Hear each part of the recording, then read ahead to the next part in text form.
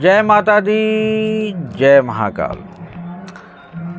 माँ गंगा के तट प्रयागराज से आज मैं आप सभी को महाविद्या आश्रम की तरफ से स्वागत करता हूँ, वंदन अभिनंदन करता हूँ।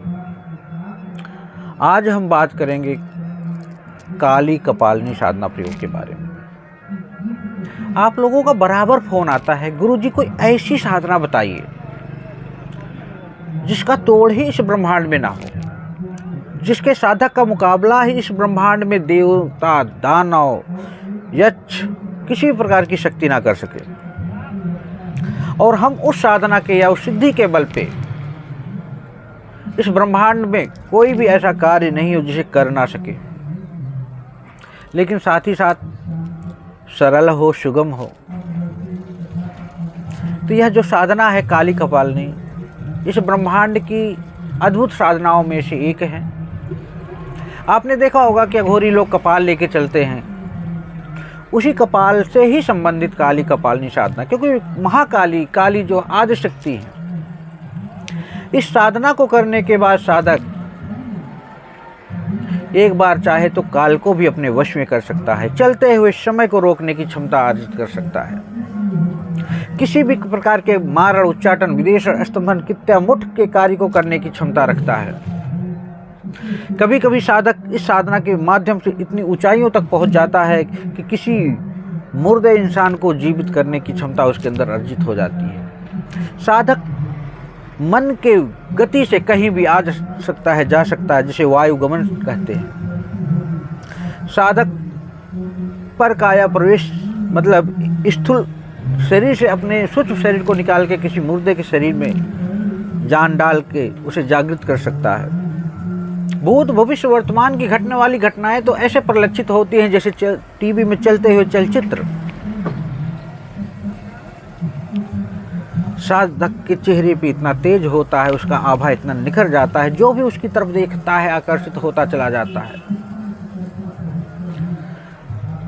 यह साधना मुझे अपने गुरुजी से प्राप्त हुई थी। आप लोगों को बहुत फोन आता था, गुरुजी कोई ऐसी साधना बताइए ना जिससे कि हम अपने जीवन में उस ऊंचाइयों को प्राप्त कर सकें जिसको हम प्राप्त करना चाहते हैं, हम उस जगह पहुंच सकें जहां हम जाना चाहते हैं। तो यह साधना उन्हीं में से एक साधना है जिसे आप करके अपने जीवन की दिशा और दशा को बदल सकते हैं, उस स्तर पे ले जा सकते हैं जहां जाने की अभिलाषा हर साधक को होती है, अपने जीवन में उस स्तर पे पहुंचे।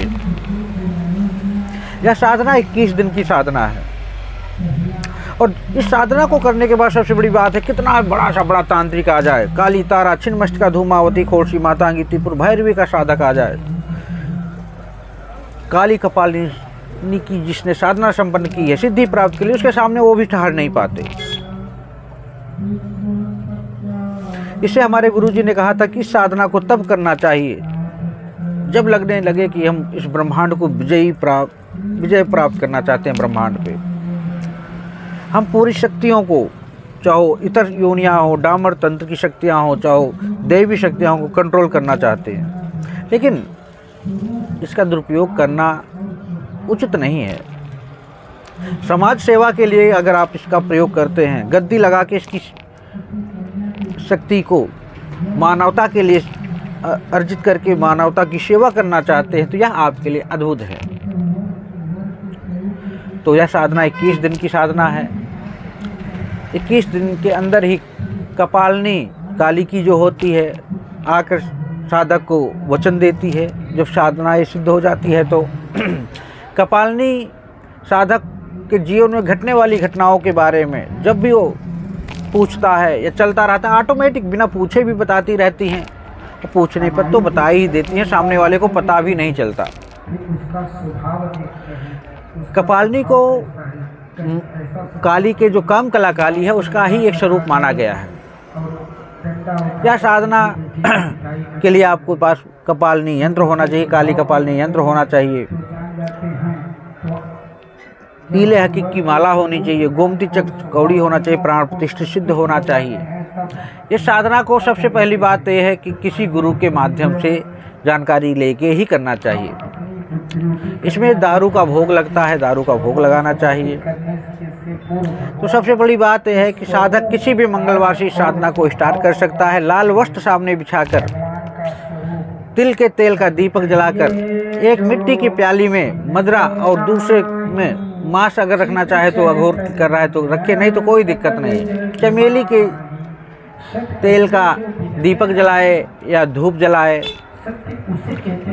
2 बूंदी के लड्डू, मदरा, कुछ फूल लाल कनेर की। कनेर का नहीं मिलता है तो लाल फूल कोई भी यूज कर सकता है। 21 माला 21 दिन की साधना है।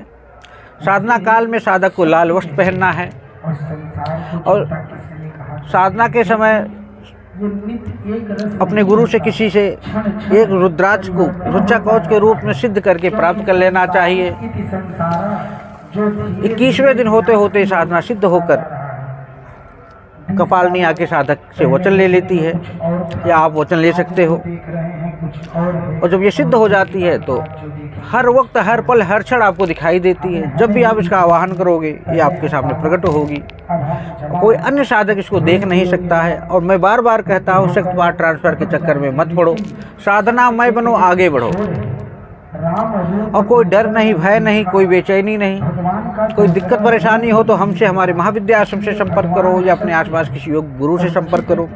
साधक बनो, साधनामय बनो। ट्रांसफर शक्तिपात के चक्कर में अपने अकाउंट में पड़े हुए पैसे को ट्रांसफर मत करो।